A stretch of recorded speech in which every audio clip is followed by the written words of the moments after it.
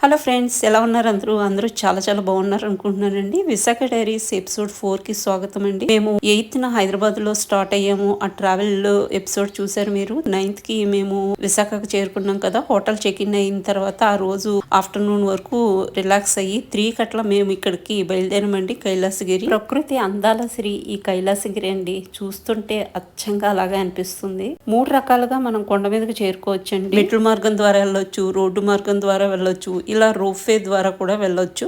ఈ రోప్వే ప్రయాణం మనకు మరుపురాని ఒక అనుభూతిని ఇస్తుందన్నమాట. పైనుంచి నగర అందాలను వీక్షిస్తూ సాగే ఈ ప్రయాణం మనము తప్పకుండా ఆస్వాదించాలండి. అంత బ్యూటిఫుల్ గా ఉంటుందన్నమాట.